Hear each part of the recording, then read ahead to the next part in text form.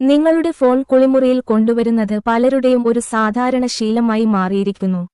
നിങ്ങൾ social media പ്ലാറ്റ്ഫോമുകളിലൂടെ scroll ചെയ്യുകയോ ഇമെയിലുകൾ കണ്ടെത്തുകയോ വീഡിയോ കാണുകയോ ചെയ്യുകയാണെങ്കിലും ഫോൺ ദൈനംദിന ജീവിതത്തിന്റെ ഒരു വിപുലീകരണമായി മാറിയിരിക്കുന്നു, കുളിമുറി സമയത്തുപോലും.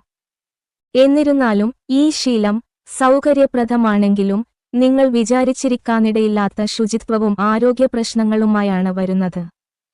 നിങ്ങളുടെ ഫോൺ ബാത്റൂമിൽ ഉണ്ടായിരിക്കുന്നതിന്റെ ഗുണദോഷങ്ങളും ഈ പരിശീലനവുമായി ബന്ധപ്പെട്ട അപകടസാധ്യതകൾ എങ്ങനെ കുറയ്ക്കാമെന്നും നമുക്ക് പര്യവേക്ഷണം ചെയ്യാം. നിങ്ങളുടെ ഫോൺ ബാത്റൂമിലേക്ക് കൊണ്ടുവരുമ്പോൾ നിങ്ങളുടെ കൈകളിലേക്കും മുഖത്തേക്കും എളുപ്പത്തിൽ കൈമാറാൻ കഴിയുന്ന വൈവിധ്യമാർന്ന അണുക്കൾക്കും ബാക്ടീരിയകൾക്കും നിങ്ങൾ അത് തുറന്നുകാട്ടുന്നു.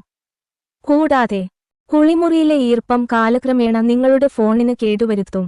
ഈ അപകടസാധ്യതകൾ കുറയ്ക്കുന്നതിന് ഒരു വാട്ടർപ്രൂഫ് ഫോൺ കേസിൽ നിക്ഷേപിക്കുന്നതും നിങ്ങളുടെ ഉപകരണം പതിവായി അണുവിമുക്തമാക്കുന്നതും പരിഗണിക്കുക.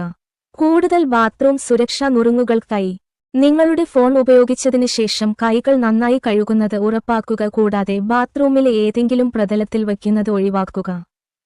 ഈ ചെറിയ ക്രമീകരണങ്ങൾ നിങ്ങളുടെ ഫോൺ കുളിമുറിയിലേക്ക് കൊണ്ടുവരുന്നതുമായി ബന്ധപ്പെട്ട ആരോഗ്യ, ശുചിത്വ ആശങ്കകൾ കുറയ്ക്കാൻ സഹായിക്കും. ഇതിനെപ്പറ്റിയുള്ള നല്ല വശങ്ങളും മോശവശങ്ങളുമുള്ള വീഡിയോ വരും ദിവസങ്ങളിൽ ഈ ചാനലിൽ അപ്ലോഡ് ചെയ്യുന്നതായിരിക്കും.